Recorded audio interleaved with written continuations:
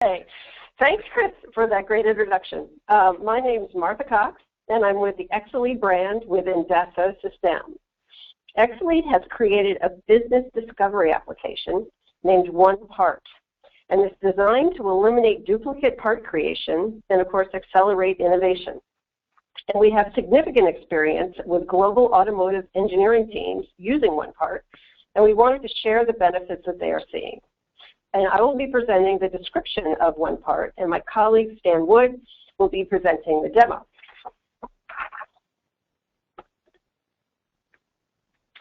First, I'd like to give you just a brief overview of EXALEAD's parent company, Dassault Systems. Our company is science and technology driven. We're a global organization with over 100 offices in 80 countries. And we have over 30 years in experience, and we have 190,000 enterprise customers, particularly in the automotive industries. We have over 4,000 engineers in our R&D departments around the world. And the major thing is we reinvest a substantial percentage of our earnings back into R&D. And then specifically with EXALEAD, we were started by Alta Vista visionaries. They started the company in 2000 as a consumer and enterprise search engine.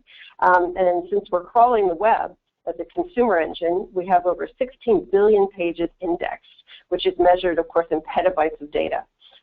EXALEAD is also the 4th largest public search engine, right behind Google, Yahoo, and Bing. So on to OnePart. Why should you reveal and reuse 2D and 3D CAD data? First, to eliminate duplicate part creation. Once your engineering team stops spending valuable time creating the parts that already exist in your inventory, you will increase, of course, your working capital. Also, if your working capital is tied up in excess inventory from duplicate parts, then it's not available for other innovative projects. Most engineering departments are looking to increase their capacity. If your team uses OnePart, they'll quickly find and reuse parts instead of wasting time creating duplicates. This is one of our favorite slides. It shows the information discovery challenge. When an engineer sits down to create a new design, unless they can rapidly find similar parts hidden inside data sources scattered through the company, they simply recreate the part rather than spending unproductive time searching for a similar one. And here's a few of the comments we've heard, and maybe you have heard them on your teams too. We have a bottomless abyss of files and documents. If you didn't create it, you can't find it. I feel like ask.com because other people can't find files on their own. And basically, it's just faster to create a new design and find a similar one. And Stan and I both heard the last one. We generate files everywhere and put them everywhere, and we can't find them anywhere. And at this point, I'd like to introduce 2 poll questions. And if we could bring up the first poll question, that would be great. This is Chris again. I'm going to keep this poll up for about 20 seconds or so. So I encourage you to make a choice. Thanks, Chris.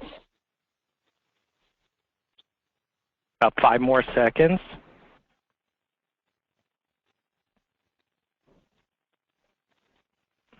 All right, it's pretty even.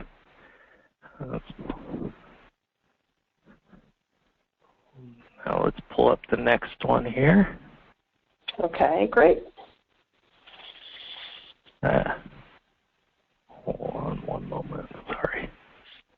Okay, and here's another one, and I'll leave this one up again for about 20, 25 seconds.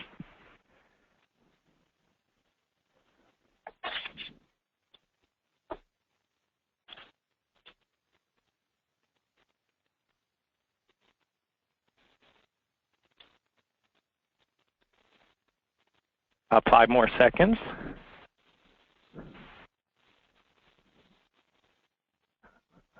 All right, thanks.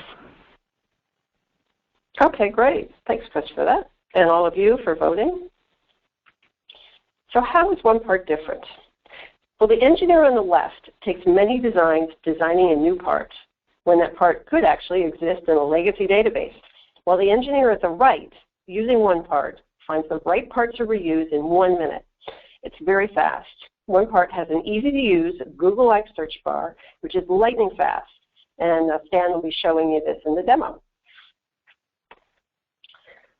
And this slide basically shows the 360-degree view of all the information related to a part, and this is what you'll get with OnePart. You'll see first who designed it or modified it, and then the drawings can be searched for specific text. You can also see a 3D signature or a 3D shape similarity of the part. And you can also see the parent and child relationship for the part. You can see the modification data as to when the part was changed. And what's really interesting too is the mechanical features, such as the hole dimension, grooves, or chamfer, for example. You can see all the related documents concerning a particular part. And also additional metadata can be shown from ERP systems such as SAP, for example. All you have to do is type in simple search terms in the center search bar there in the middle, and you have all the information from these sources at your fingertips.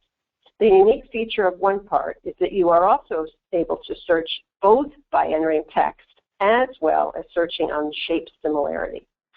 And now I'll move on to the demo, and Stan can show you the actual product. Great, thank you, Martha. While she's shifting permission over to me, presenter rights, can everybody hear me first of all? Make sure I'm not talking into... I can hear you. Yeah, you sound great, Stan. Yeah, all right, good. Okay, so what I'm going to do is I'm share my screen here, and you all should now see a browser window with a bunch of parts on it. Everybody see that okay? Yes. So this is the OnePart home screen, and the scenario that we're going to look for, the PowerPoint slide that was there was a saw, a miter saw, and the question is do we need to design a clamp assembly to go on that saw, or can we reuse something that's already in our parts environment? So we can log into OnePart. It's a browser-based application. This is the home page. I have logged in, so there is security and permission controls in terms of what I can see and what I can access. And we're showing some defaults on screen. Just real quickly, popular things. So these are items that people have been looking at within the index. Obviously, newest items are things that have just been added. Discovery is sort of a random sampling of content that can also be configured to present like a project. If I was working on a project workspace or something like that, then I would just see parts that were related to that particular project that would show up there. And then I also have the ability to select favorites or specific items that I want to show up in the selection line. They'll stay persistent to my browser session and my login. So if I'm working on a group of parts, I can add or remove them from this list and simply highlight and click on them and drill right into the detail. And we'll see what that detail looks like in just a moment. The search bar that Martha mentioned is up here, and we can do things like type ahead searches. So the system will know in advance what we're looking for. So going back to the scenario of finding a clamp assembly, I might know part of the model number of the saw. I may not have to know the explicit part number, which seems to be what a lot of people try to remember as these meaningless part numbers. We can actually remember things like a model number here.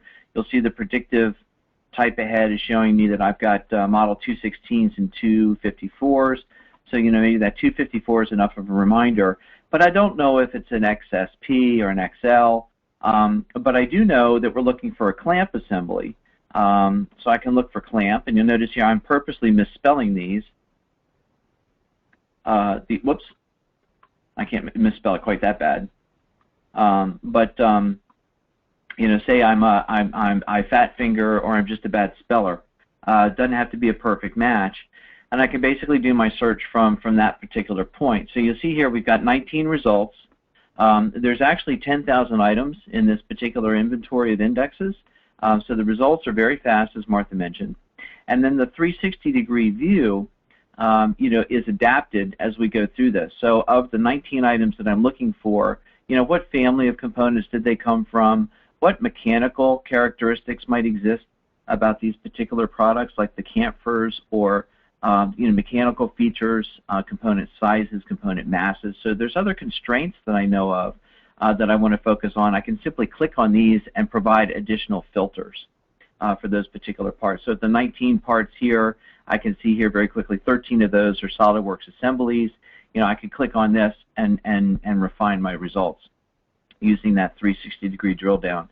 I get my thumbnails, so I can see the saws that are all similar to the one that was in the PowerPoint, so I know I'm in the right ballpark. Here's a clamp assembly that's a very close match to my text. And I also just wanted to point out that we also look at unstructured content as well, not just the CAD files, but Excel spreadsheets, PDFs, Word, and other Office documents that might contain the same textual information, but maybe represent bill of materials documents or other spec sheets or marketing brochures about these items. So we'll bring those back as in the search as well. And you can drill into those documents as well to see where the hits were. So in this particular case for our assembly, I've got what looks like a good option right here. So I'm simply going to click on the hyperlink. And this is the detailed information that we bring into OnePart when we run our index. We show component attributes, volume, mass, revision numbers, and various other information about the component itself at a high level. Also information about the file, where did it come from. In this particular case, it was EPDM2. What's the location within the repository, and various other key information about this. Other things that we do when we run our index is we look at relationships between these files and we link them back to the parents, and we also look at the children that are parts of these assemblies. So you can see here this assembly is in between the parents. These are the parent products that it would be applicable for, and then the children of the actual subcomponents within the part itself. So I can actually drill down into the very discrete elements within an assembly and review them and make sure that they're all series of valid parts. In this particular case, you'll see the same component attributes and file attribute information that we saw for the assembly, now made very specific to this one part. You'll see also here on the right where we can start to apply tags to these items, and we can do this interactively or we can read these from the file in terms of whether somebody has already indicated that this is a duplicate or maybe it's an obsolete or a failing part. So these are now flags that I may not want to recommend this part as a reusable part or a component within the assembly for this particular saw in question. So what I can do now is leverage things like 3D similarity, where again, one of the things that OnePart does that differentiates us is not only providing you with text search capability, but also taking the CAD information we know about the parts and building a 3D similarity map using our linguistic processing to be able to put other parts that are similar to this one without having to go look for them. So we rank those just like you would relevancy rank a text search. We rank these based on all of the who, what, why, where criteria, the mechanical and the dimensional information as well, and bring together a 3D similarity. So now what I can do, without having to go back and redo my search, I can very quickly highlight some of these items and go in and do a comparison and see if one of these parts is a more suitable substitution for the one that I had in there. So I'm going to select this. I forgot to clear my previous selections. That's okay. We'll go ahead and compare these parts. We'll put them side by side. And I'm just going to remove these two previous parts real quick. You can see we just hit the trash can. We'll get that off the list. And I'll just focus on the three similar parts. So we have the reference part on the left in gray, and then we have the two optional ones that I selected showing up to the right. And we highlight differences between the parts in red. Anything that's similar we leave in gray. Okay? And so I can very quickly go through here and look at mechanical characteristics, dimensional information. You can see here hole count, pocket count, shaft counts, bounding box information, weights, mass and densities for these products, as well as the revision numbers, to figure out if these are valid substitutions or alternatives to my original part. And we can also look at things like, the tags. So in this particular case, here was the duplicate that we started with. Here's another item that's work in progress, but my green one in the middle is flagged as a master. So let's take a closer look at this master version of this particular part. And now if I go back down and look at the parent associations, I see that it is linked to another clamp assembly that was very similar to the one I was looking for. You'll notice the color is different here simply because it came from a different system. But I can highlight this validate that it's the right clamp assembly. And then again, we'll see the parent that it belongs to. We can validate that that's an appropriate model saw for the one in question, okay? And then we have our subcomponents that we can make for our recommendation. So I can now, through our selection tool, pick each one of these, and I can essentially now create a bill of materials or a hyperlink that will allow other people to come back in and review and validate these as well. So there's no miscommunication, there's no having to transfer this information from one system to the other. So if I go back in and look at my comparison screen, you'll see now I've got the parts as well as the assembly and the subcomponents, and I can look at those in a couple of different views. I can look at those as though they were a bill of material, and I can export this list into a CSV file. So this is something that I could then send to somebody if they wanted to bring it into an Excel spreadsheet, or actually use this as the baseline for creating a new bill of materials, for example. Or I can also just send them a link to this particular location and say, hey, I've done the research. We have a part that's reusable for this particular saw. Here's the link to go in and not only validate the assembly, but also all of the subcomponents of that assembly to confirm that they're the right, that they're good parts that could be reused in that particular project. Okay. Martha, if you want to, actually let me send control back to you.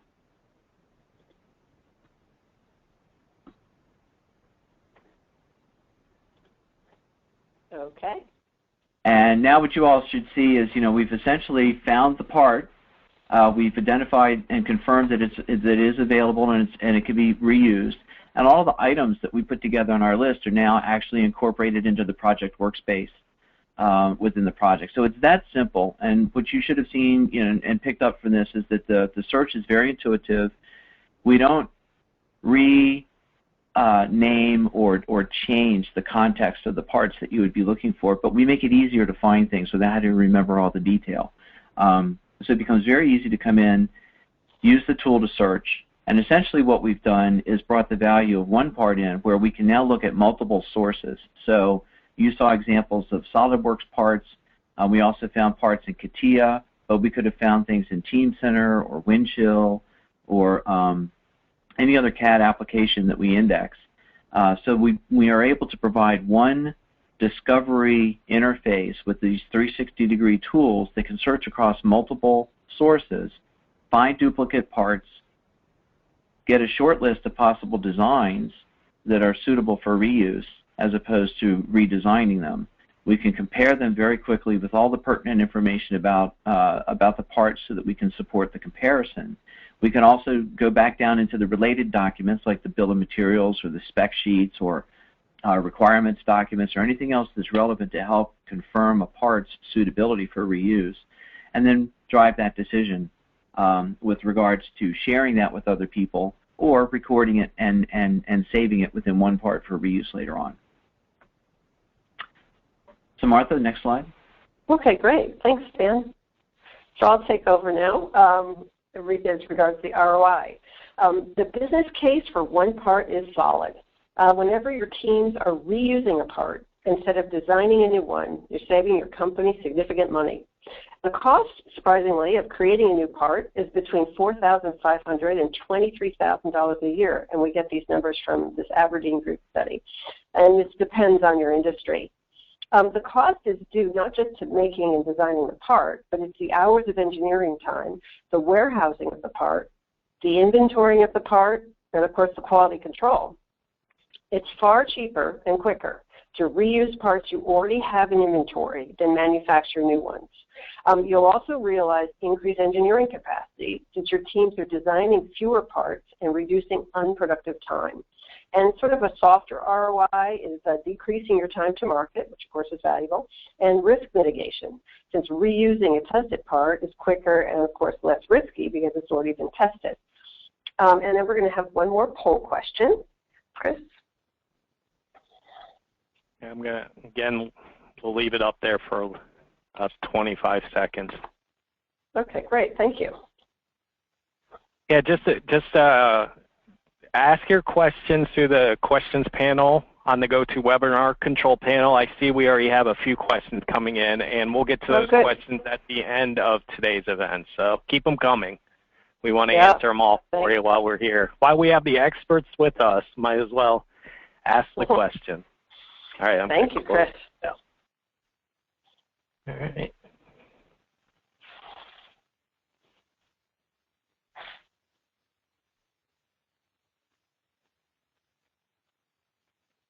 All right. Thanks, everybody. Okay. Thank you for contributing. Okay. And then, as you can see, out of the box, OnePart connects to virtually every PDM data source, from file systems to SolidWorks ePDM, SmartTeam, Innovia, even Windchill and Teamcenter. They don't necessarily need to be Dassault products. Also, we have connectors to content management sources, such as SharePoint, Documentum, as well as ERP systems, such as SAP and ETL tools. Basically, we don't care where the data resides. We'll index all data sources so your engineers have a comprehensive view of all the information about a particular part.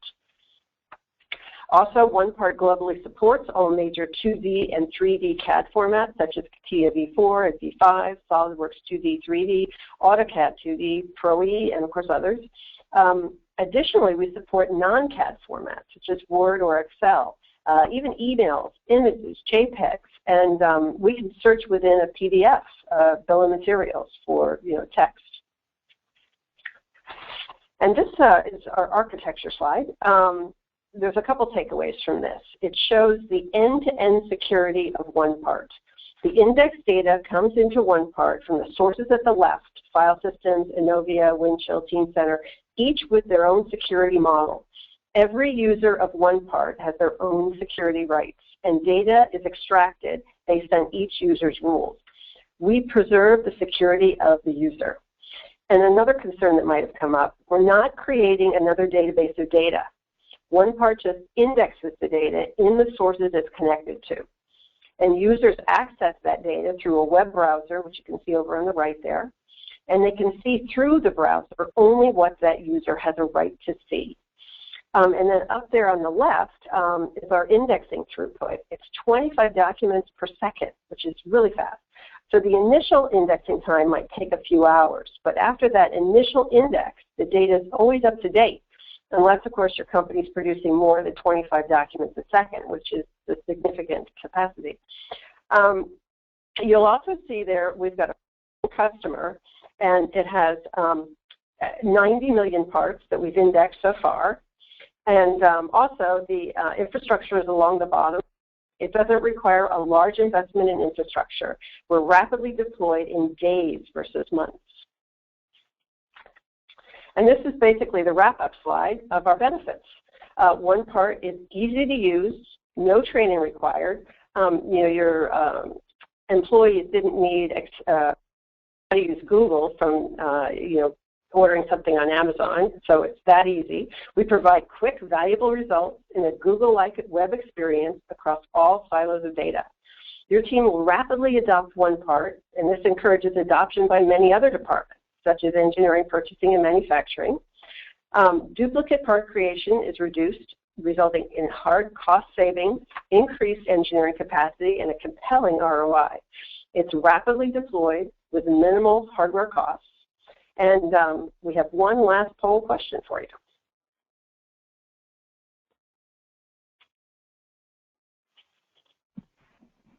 Yeah, just keep the questions coming in. We have a couple good ones so far. Oh, great. Thanks, Chris.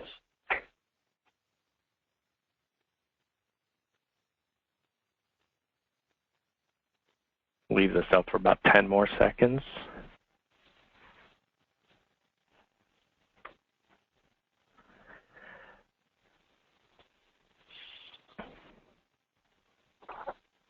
Can you kind of explain, like one of the questions was kind of explain how somebody could benefit on like a post-call, like a one-on-one, like if you're auto supplier X talking to Dassault and ANX one-on-one would be beneficial for them.